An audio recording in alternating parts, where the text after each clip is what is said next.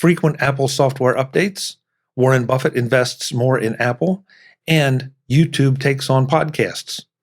This is MacVoices. Today's edition of MacVoices is supported by Kolide. Kolide is a fleet visibility solution for Mac, Windows, and Linux that can help you securely scale your business. Learn more at kolide.com/MacVoices. Welcome to MacVoices. This is the talk of the Apple community, and I'm Chuck Joyner. Folks, this time around we cover a number of different stories, including YouTube and podcasts, Warren Buffett, and we start out with why frequent Apple software updates are not a bad thing. Let's go back and let the panel do the talking. Mark, you know what? I'm with you on that, about 98%, but there are times that I think some of these headlines need to be out there so people pay attention instead of just saying, oh, another update, and it means I'm not going to be able to use my machine for 10 minutes to 15, 20 minutes, and so I'll do it later. And then they never do it.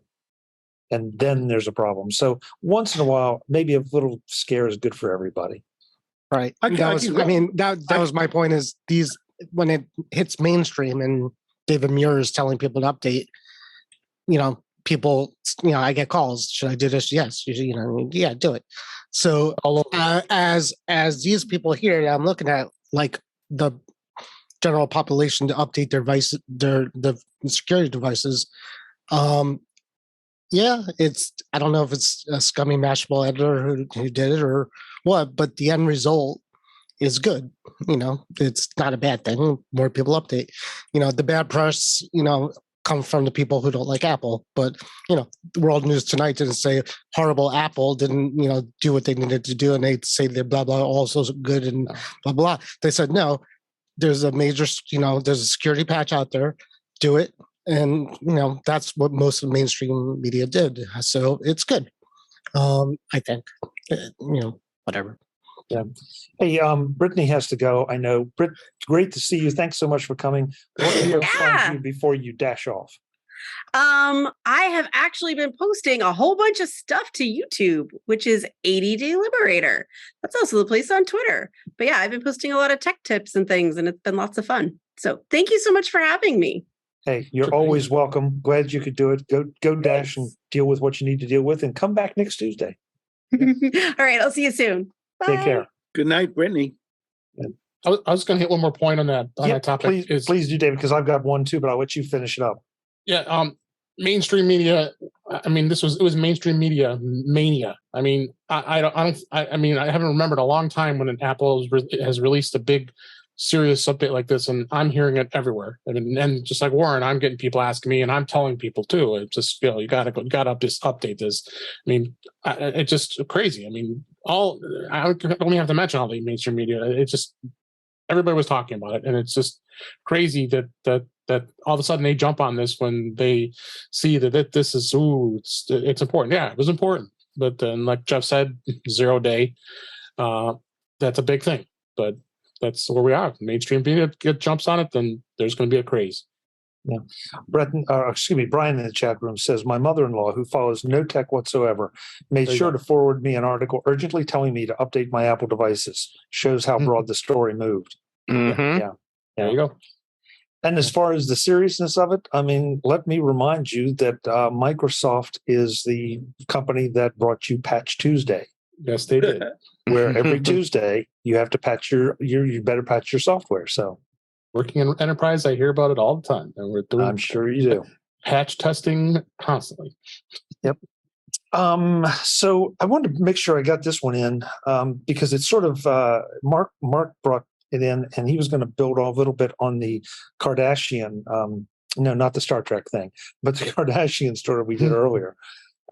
Mark, I'll let you talk about what Warren Buffett's doing in regard to Apple. Oh, he's buying more shares, the long and short of it. And on some of the stuff, he's been bashed, over the decades for not investing in technology. And I think and we've talked about this many times before on the show, that his initial investment in Apple, I think, was catalyzed not by thinking it's a technology company where in 4 or 5 years, your technology can go from zero to king of the world to zero again. But it was based on the fact that Apple's becoming a very dependable, consumer brand. The story we opened up with tonight and spent a long time talking about of all the, in that article's case, 101 ways that smartphones have replaced other technologies and other devices. I think that's a part of it, and I think that Buffett likes to invest in things that have loyal customer bases, that have a defensible moat, filled with alligators, preferably, meaning that they have a sustainable competitive advantage that can't be nullified by some new company coming out with a great new idea. And certainly Apple has all of the hallmarks of that. And again, I was thinking about the Kim Kardashian thing. This is sort of a statement of fashion. Maybe it was a limited run, maybe it was done as an initial experiment, but if it hit, and it was successful, I think we'll see similar things in merchandising other Apple products, going forward. So I think it's a different way to think about Apple, that for all the high technology they use in the 0.5 and 0.3 soon to be micron processes that put all these gazillion transistors on a die, for a lot of people, they don't care about that. They make great devices. I mean, I think the story last week, which I think it occurred after the MVL session, was that regulation for non-regulated, non-heavily regulated hearing assistant devices came out. So instead of having to pay $5,000 or $6,000 for a set of hearing aids, someone could get an iPhone for $500 to $1,200, and they could get a set of earbuds for a couple $100. And for that, they have a much better phone, that gives them all that other great utility. Plus, they have another much better hearing device. So I think technology marches on, and when viewed maybe from the investment perspective of a Warren Buffett, I think he's in line with what Tim Cook says is at Apple. We think about not what new technology we can bring to the marketplace. We think about do products have a life to live, and they do only if they make people's lives better. So I think that was the sort of the underlying point of that other Barron's article. Okay, thank you. I think it's an interesting perspective. And I mean, I think tech, in some cases, tech is not is evolving from tech to just becoming part of the light, part of the world. Warren, I know you just texted or said that you got to go. So thank you so much for being here. I'm off mute. Something crawled up my throat and it's not leaving. It was good talking to you. I'll catch you guys later. Good night, Warren. Thanks so much. Take care. See you. Yep. See you. I want to wrap up with one last one, and Jeff Gamet brought this one, and it's kind of near and dear to our hearts for obvious reasons, because it's about podcasts. Jeff, I'll let you take this one. I'm glad you said which one it was, because I'm like, crap, which links have I sent Chuck? Okay, so the short version is that YouTube is clearly ready to try and carve out a chunk of the podcast market for itself. They have a I don't want to call it a proof of concept page up, but that's kind of what it is. So it's a web page that ultimately will be a live functioning page for the world to use, where you can go and find the podcasts that you want to watch or listen to. And apparently part of what's going on with this is that YouTube is looking for different podcasts where they're willing to pay money to the podcasters to make sure that they're hosting content through YouTube. Yeah, I've told this story before, and I'll tell it again real quick. But at an early blog world, they did a presentation about what was the second largest search engine in the world, and everybody was coming up back then with Yahoo, and I don't know what else was there at the time, but nobody said YouTube, and the answer was, and I think still is, because I just saw another thing. YouTube is the top search engine now. Is it really? Okay, so there you go. Yeah. So if you're producing content, why wouldn't you want to be on the top search engine or the top 2 search engines? So this, in some ways, it surprised me it's taken this long, and I would predict that they'll make a much deeper dive into it at some point. Yeah, of course they will. To go like deep into the weeds, into the industry weeds with this one, just briefly, maybe. The problem for content creators is, do you make sure that everything's on YouTube so that people see it? But now YouTube gets all the SEO, search engine optimization juice, if you will, for the searches. Or do you do something where you retain total control over that content so that you get that Google search juice going for yourself? And I mean, and there's ways that you can do it where you can play both sides of the game. But I mean, realistically, for a lot of people, I mean, it's probably worth it for them to give up that control over their own search ranking and let YouTube have it instead.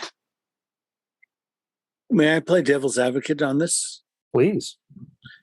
Yeah, so I mean, there's a couple of YouTube channels that I've followed for a couple of years, and periodically, they come out and they have to plead with their audience that that Google made a change to their algorithms, and people are not getting it and they're not seeing it, and they're saying, okay, well, go out and listen, hit the bell, ring, and subscribe. That's the normal YouTube jingle.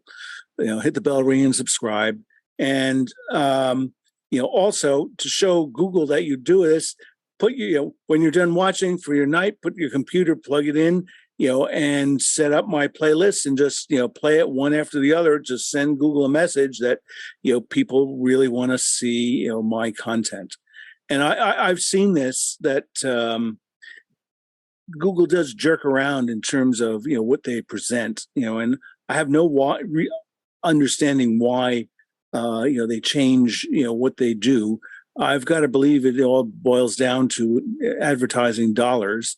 But to Jeff's comment, I think people need to be open-eyed and don't just assume that posting a podcast, or a video version of a podcast on Google is going to be an automatic success, because what are they going to do? They're going to try to find the most popular stuff. And if you're marginal and you may have very loyal, 25 or 30,000, listener audience, they're going to screw you because they want to get people who have 100,000 or 500,000 or 1 million subscribers. So it's a very, very, very difficult terrain. Very difficult. And I've been publishing the audio version of my podcast on YouTube for quite a while now. So, I mean, there are people that are listening to it, watching/listening to it. So, and I'm not the only one that does that. And trying to get more video content on there as well. But yeah, you can't ignore YouTube at these days. And I'm glad to see that they're putting something to kind of highlight podcasts and to kind of distinguish from the rest of the content that's out there. Key question: is this a motivation via Apple or via Spotify on YouTube, Google's part? I think that's a little bit narrow, and I think it's more of reaction to the podcast market in general, where they're seeing that this market is a place that they have not tapped into effectively. And I think that's what it's really about. So, I mean, sure, on some level, it's a reaction to what Apple and Spotify have going on, but I think it's actually a higher level thing, and it's about trying to be part of the market. I mean, when you go to YouTube, it's like when you go to Facebook. Facebook wants you to stay, so they do things to keep you on Facebook. When you go to YouTube, YouTube wants you to stay, and they are masters at getting people to stay. So why would they not try and figure out how they can wrap their arms around the podcasting space as well? That's just one more place where they can keep you in the YouTube ecosystem. Today's edition of MacVoices is supported by Kolide. Kolide is a fleet visibility solution for Mac, Windows, and Linux that can help you securely scale your business. The challenge with endpoint security has always been that it's difficult to scale, and when remote work took over, that challenge got exponentially harder. You need visibility into your fleet of devices in order to meet security goals and reduce service desk tickets.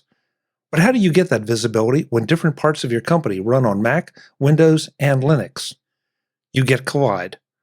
Kolide is an endpoint security solution that gives IT teams a single dashboard for all devices, regardless of their operating system. Kolide gives you real-time access to your fleet's data and can do things that traditional MDMs can't. And instead of installing intrusive agents or locking down devices, Kolide takes a user-focused approach that communicates security recommendations to your employees directly on Slack. You can answer every question you have about your fleet without intruding on your workforce. Visit kolide.com/MacVoices to find out how. If you follow that link, they'll hook you up with a goodie bag just for activating a free trial. That's Kolide, KOLIDE.com/MacVoices. Again, Kolide.com/MacVoices. Thanks to Kolide for their support of MacVoices. Question. I think they're going after Marco Arment. Personally, yes, on a personal level. I kind of see this as almost a natural move because it doesn't apply to most of us, but there are plenty of people that use YouTube as their music service. Yep. Mm-hmm. And so why wouldn't you? I mean, that's non-audio. That's non-video content. That's audio content. Here's one more category of audio content that you can be tapping into. And in a lot of cases, all you're going to need to do is populate an RSS feed. You're not even going to have to host anything on YouTube, and they'll be able to utilize it. So I have a question on this because there are some things that, especially for classical performances, all they do is they have one photo, and you see that one image for the duration of the of the stream. Others are more enlightened, and maybe they rotate through a variety of images every 3 to 5 seconds. For what this question for Jeff, since he seems to be the most knowledgeable here about what Google or YouTube is doing. Are they providing tools, to better cater to audio-only podcasts, or is this an attempt to try to, demand people become video producers of podcasts? The tools that YouTube provides are clearly focused on video, and based on the way historically searches have ranked. If you do a still image for an audio thing, you're going to end up getting ranked lower than if that audio had some sort of video content attached to it. So, realistically, I'd say if you're getting into the podcast game with YouTube, unless they do plan on setting up like a whole space that's just for audio podcasts, like they have for music, then you better be ready to get into the video game. So did you look into their terms of service to see if they have anything onerous, that is, sort of deal breakers from, content creator perspective? I have not seen any terms of service yet. All I've seen is this kind of placeholder page that has some stuff in there which it's clearly something they've set up that they can use for testing. And Mark, that's a really interesting point. I'm blanking on the services that was out there. I'm still not sure it's not out there that would host your podcast for free, except that Anchor. in the terms of service, Anchor, yeah, Anchor, except that basically they owned your content. They own it, and they could do whatever. So you were trading your ownership for their hosting, and so it will be interesting to see. I also think though that it's tough. There are no real great tools out there for listening to or even watching in a stream, like Mark was saying, content off of YouTube. Well, I don't know if people have some terminal skills. There are a variety of programs out there that you can use to give it a YouTube link and it will download it, and you can strip out audio only if you just want to listen to that. They're very, very geeky, but you can get the raw video without having to suffer through whatever the frequency of the ad invert is every 4, 5, 6, 7, 8 minutes or whatever. So that's maybe a little unfair to some of the content creators, but if you're geeky, those sort of tools are out there. Regardless of the tools, you're tapping into something I wanted to bring up, which is monetization. And I don't know how monetization is going to work with this. So in my mind, I have this horrible scenario playing out where, Mark, let's say you start your new Classic Batman podcast, and you now have Lego sponsoring you because they make some Batman Lego kits, and so you're doing your ad read for your sponsor, and then a YouTube play stat just boom right in the middle cuts your ad spot in half, and now you have the YouTube ad that ends, and then it finishes up with your ad spot. I mean, like I can seriously see stuff like that happening. Yeah. So I have a question for Chuck here, since he posts, to YouTube. It's my understanding, and correct me if this is wrong, that as a creator, you get to determine how many ad inserts you want to have on your video. Is that correct or incorrect? It's sort of correct. Because of the length of the program, not just mine, but anybody's. It sort of depends. I'm not sure if you can determine, if there's a metric in there that if, say, it's an hour, you can serve 1, 2, 3, 4, 5 ads. I haven't found that particular control. I do know, though, you do have the option for me to try to monetize MacVoices on YouTube versus YouTube just deciding they're going to monetize for themselves. That I can say, okay, I'm not interested in signing up with you guys, and that does seem to hold down. This is completely anecdotal, but it does seem to hold down the ad inserts. But the length of it, I don't know how it works, but it seems clear that, and at least in some cases, creators are able to control where the ads appear. Mm-hmm. Because I've definitely seen things where the ads clearly showed up at natural breakpoints. For example, a content video where the ad would only show up in between songs and not in the middle of a song. Boys, well, maybe some, but I've also seen songs cut right in half, Jim. Right, but I've seen enough of them that do it. Maybe some people just aren't bothering to do whatever it is to do, or maybe not everybody has that option, but clearly it must be available in some situations, because I've definitely seen it where, that ad is coming up at an opportune moment. That can't be, and maybe, like a concert footage where, okay, each song, there's a commercial break, that can't be a coincidence. Yeah, I would think that if you delve in, you have enough control over it. But if not, it may go through and wait for volume to die where it thinks it's at the end of one scene to the other, instead of a guest just pausing to think before saying something.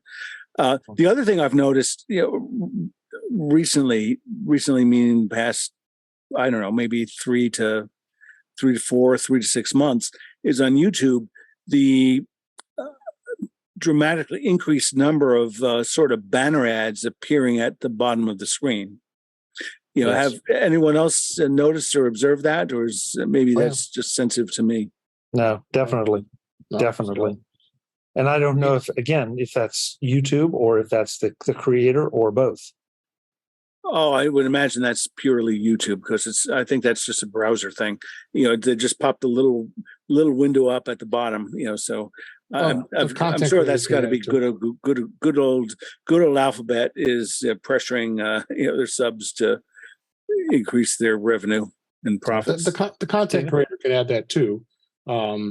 And I mean, I'm a YouTube Premium subscriber, so I don't see a lot of the ads as it is anyway. So that's why it's a different experience for me. But I've seen the pop-ups, even being a subscriber to that, where the content creator can add something to come up to advertise something. You've still seen that as a premium? I just signed up for premium last week.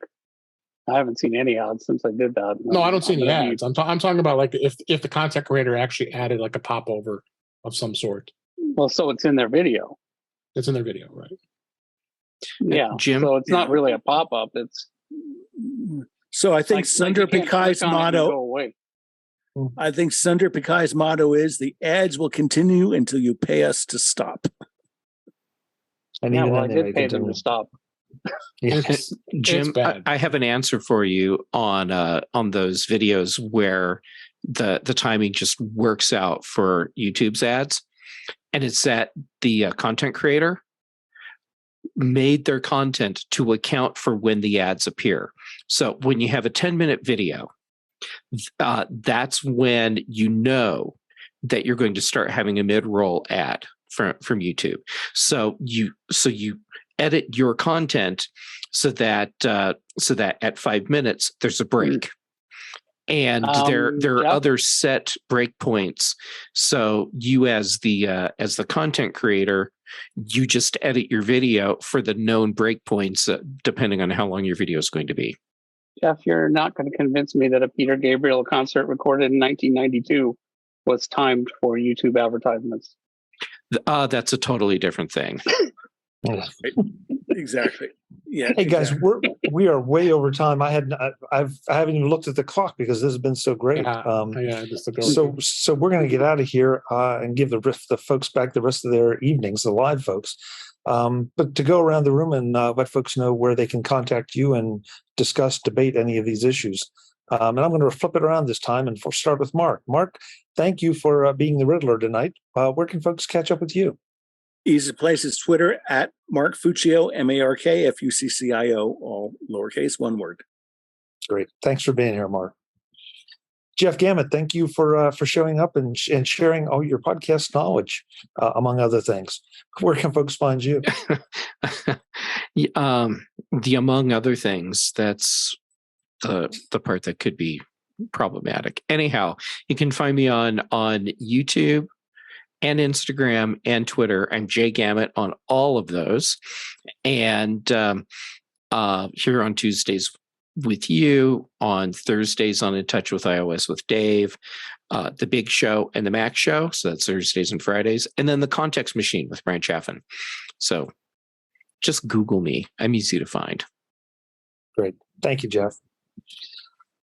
Jim Ray, thank you for sharing all your developer knowledge. Where can folks find you?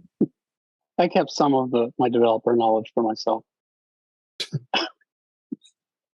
You can find me at provue.com, PROVUE, and also on Twitter at ProVueJim. Excellent. David Ginsburg, thank you for being here and jumping in when the hotel decided to shut my Wi-Fi down. Where can folks find you? Not a problem. Well planned there. You can find me at In Touch with iOS at intouchwithios.com. And you also can find me on my YouTube channel, which is youtube.com/intouchwithios. I'm on the Mac Show on Fridays on the British Tech Network, and here on Tuesdays, and Twitter, DaveG65. Thanks, John. Great. Folks, I'm Chuck Joyner. This is Mac Voices. I will try to be back in my studio next week so you're not having to look at this horrifying wallpaper behind me. Sorry about that. Tuesday nights, 8 p.m. Eastern, 5 p.m. Pacific. That's where you'll find us, right here at youtube.com/MacVoicesTV. And of course, the shows hit the feeds a little bit later too, cut down so that you can consume them in bite-sized pieces so you don't miss out on the wisdom of all these guys, because there's so many different kinds of wisdom. And women. And women, yes. Oh, I'm sorry. Yes, I'm looking at this crew, but yes, we definitely would include Brittany in that as well, especially for tonight. That's it. I'm Chuck Joyner. Thanks for watching. Visit MacVoices.com for show notes and to connect with Chuck on social media. Get involved in our Facebook group or like our Facebook page, and get more out of your Apple tech with Mac Voices Magazine, free on Flipboard and on the web. And if you find value in it all, consider supporting us through either our Patreon campaign at patreon.com/MacVoices or by making a one-time donation via the PayPal link on our front page and in the show notes of each episode. You will join these fine people who help bring you Mac Voices.